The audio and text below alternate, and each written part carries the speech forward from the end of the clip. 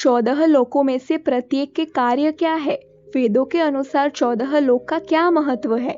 हिंदू पौराणिक कथाओं के अनुसार हमारी आत्मा कर्म के नियम के आधार पर विभिन्न लोकों में जन्म लेती है। जब आप किसी भी दुनिया में जन्म लेते हैं, तब से लेकर जब तक आप मर जाते हैं, तब तक आप जो कार्य करते हैं, आपकी आत्मा एक निश्चित आवृत्ति पर कंपन के आधार पर जानकारी, अनुभव, सीख और विकसित होती है।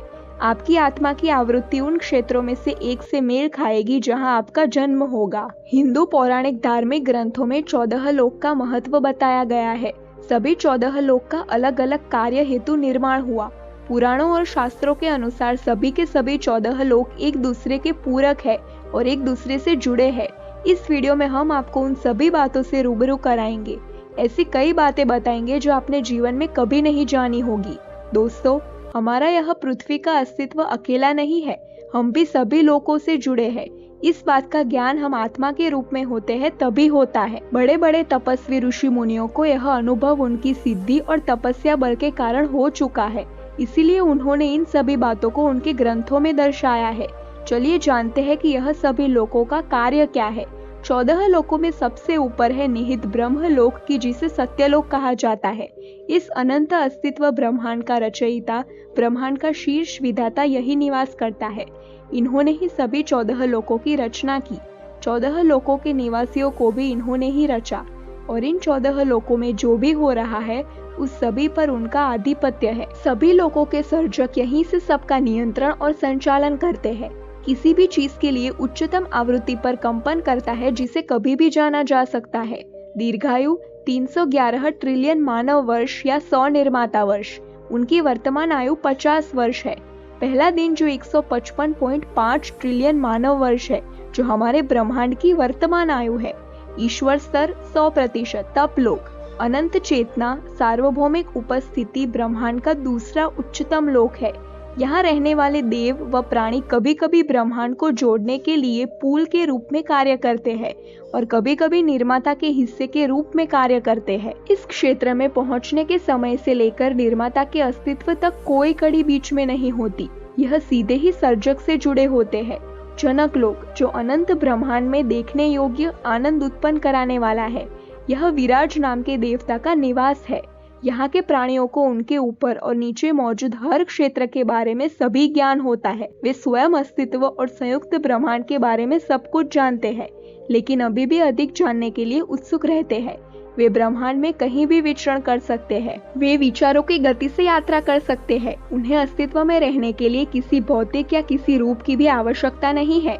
वे जागरूकता की परिभाषा से अधीन है और अस्तित्व की सुंदरता में खो गए हैं। दीर्घायु, जब तक निर्माता मौजूद है। इनका जीवन काल 3.11 खरब वर्ष है। महारलोक, इस लोक को महानतम संतों की दुनिया माना गया है। वे आकाशगंगा के बिजलीघर है, जो आकाशगंगा स्थानीय समूह को अस्तित्व में लाते हैं। वे स्वर्ग की वृत्ति है। वे ब्रह्म नामक एक आत्मा की अवधारणा को पूरी तरह से समझते हैं।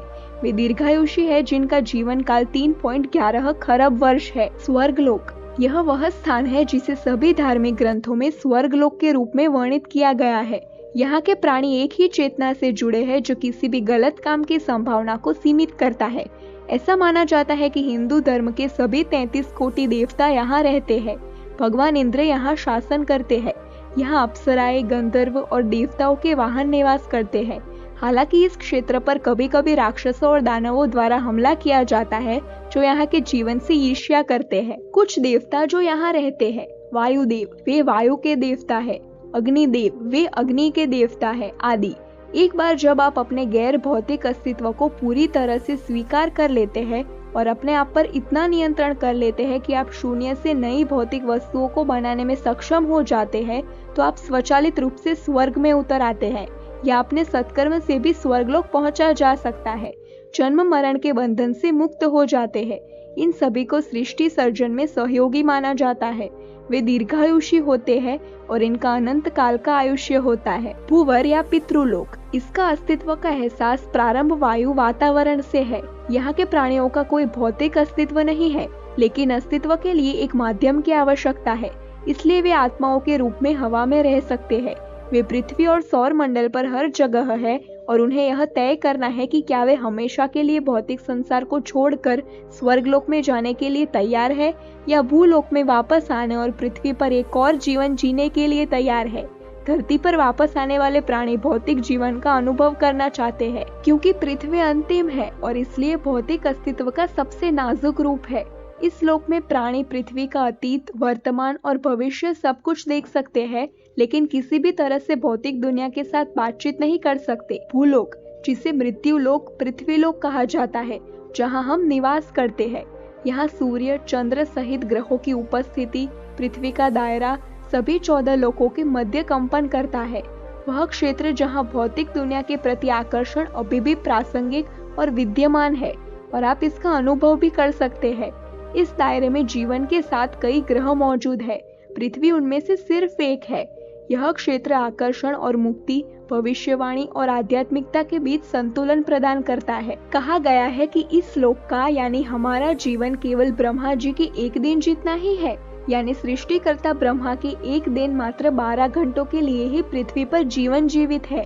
ऐसा इसलिए है कि ब्रह्मा का एक दिन यानी एक कल्प, यानी रोज ब्रह्मा जी के 12 घंटों में यह पृथ्वी समाप्त हो जाती है, यानी एक कल्प पूरा हो जाता है। इसके बाद रोज ब्रह्मा जी सुबह उठकर नई सृष्टि रचते हैं। इसी प्रकार उनका नित्य क्रम अनंत काल से चलता आ रहा है।